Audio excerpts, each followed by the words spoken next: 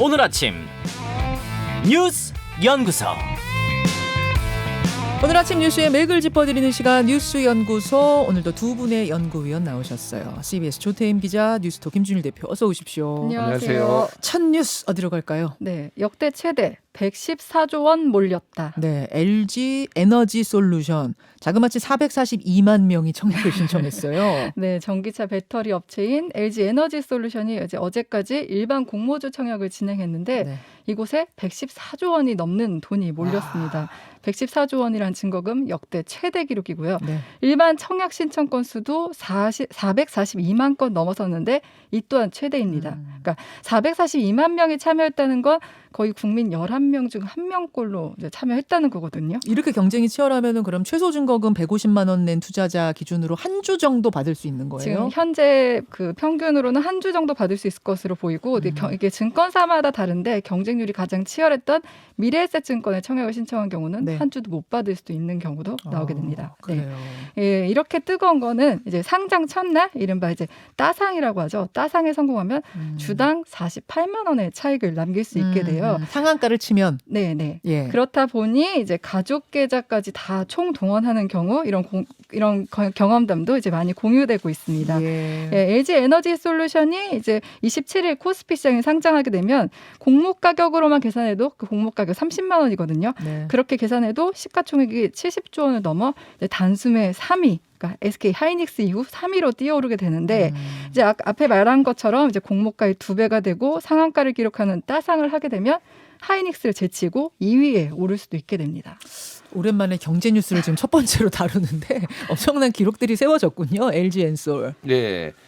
이게 뭐 음과 양이 있죠, 당연히. 뭐가 있냐면은 이 원래 LG화학이 이거를 물적 분할을 한 겁니다. 물적 분할이라는 게 자회사를 만든 거예요. 한마디로 얘기를 하면은. 배터리 쪽이 너무 잘 나가니까 따로 예. 뗀 거예요. 따로 떼낸 건데 LG화학이 그러니까 이 LG 엔솔의 대주주예요. 네. 문제는 LG화학에 투자를 했던 주주들은 상당히 손해를 봤다라는 거예요. 어느 정도 손해를 봤냐면은 뭐 쉽게 얘기하면은 뭐 한 100만 원 되던 게 70만 원 됐다 이 정도 보시면 될 것 같아요. 1년 사이에. 그러니까 LG 화학 투자할 때 이 배터리 부분을 보고 투자한 분들이 꽤 많았거든요. 예. 근데 그게 떨어져 나가니까 주식이 떨어지는 거죠. 그래서 LG화학에 투자했던 사람들은 당시에 물적 분할한다라고 하니까 난리가 났고 났었죠. 그때 이미 이제 주가가 많이 떨어지긴 했는데 그렇다고 LG화학에 있는 사람들이 이 엔솔에 주식을 받을 수 있는 거냐 그건 아니거든요. 그건 똑같이 이렇게 청약을 해야 되는 거니까 그렇죠. 그래서 지금 이게 대선 후보들까지도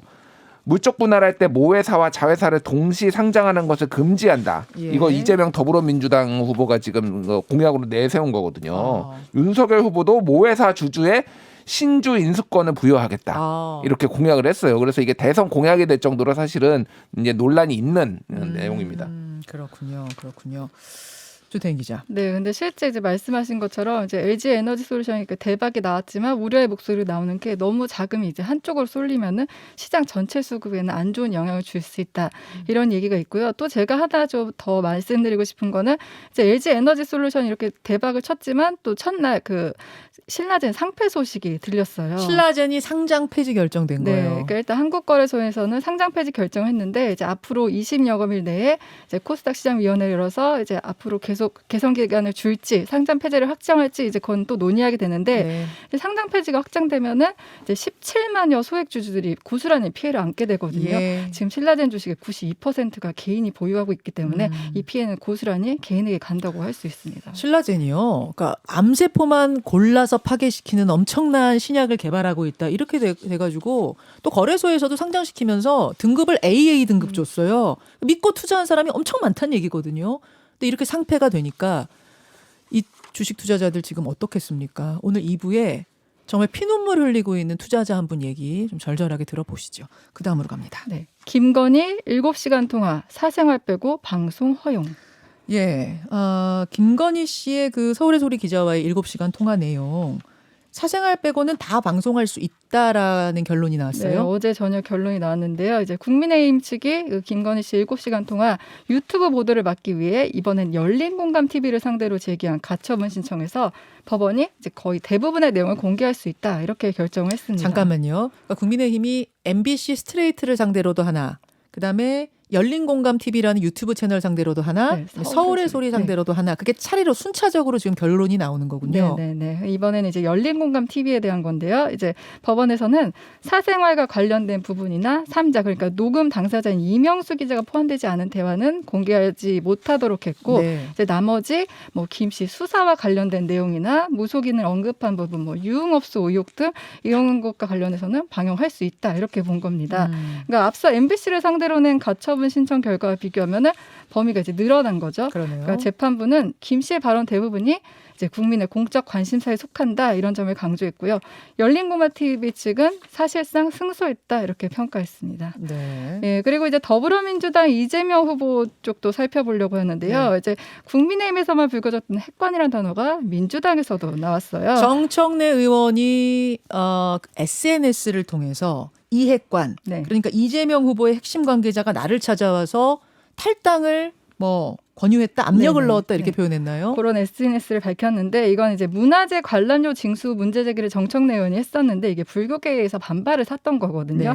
네. 민주당 입장에서는 대선을 앞두고 불교계 반발을 잠재우려고 이렇게 했던 것 같은데 좀 당내 갈등으로 비춰지고 있고요.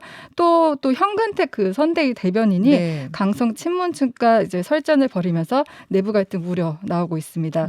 이 후보는 또 이제 연일 그 욕설 녹취에 대해서 고개를 숙였는데, 욕한 것은 잘못했다, 형님 부부를 쫓아다닌 건 어머니 때문이었다, 이렇게 개인사에 대한 이해를 연일 구하고 있습니다. 자, 잠시만요. 김준일 기자. 예. 그 정청래 의원 이제 SNS가 나오면서 뭐 불교계하고 민주당 사이에 지금 갈등이 있는 건 알고 있었지만 이게 생각보다 더 심각한 상태였던 건가? 이제 많은 분들이 어떻게 된 거야 그 사이에 궁금들해 하시거든요. 뭐가 어떻게 흘러가고 있었던 겁니까? 일단 그 문재인 대통령이 가톨릭 이제 천주교 신자라는 거는 많이 알려져 있는데 네.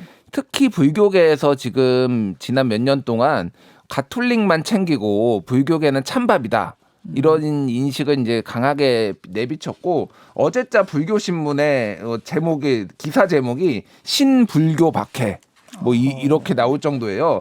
문 대통령 가톨릭 사랑, 불교는 찬밥 신세, 이게 헤드라인입니다. 탑에 그렇게 돼 있어요. 불교신문에. 예.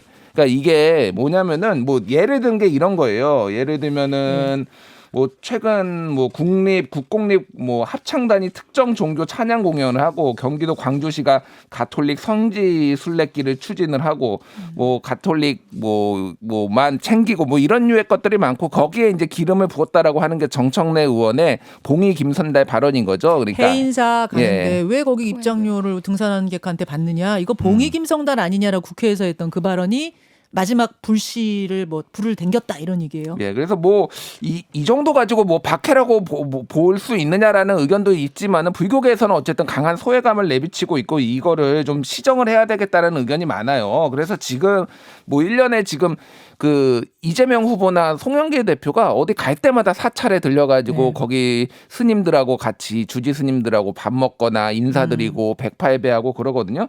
지금 불교계는 어느 정도냐면은 일단은 뭐 소신 공양 얘기까지 나오고 있습니다. 소신 공양이라는 게 무슨 말이에요? 이게 뭐 일종의 뭐 이제 뭐 좀 극단적인 뭐 선택인 거죠. 그러니까 몸을 바쳐서 공양을 한다라는 거예요.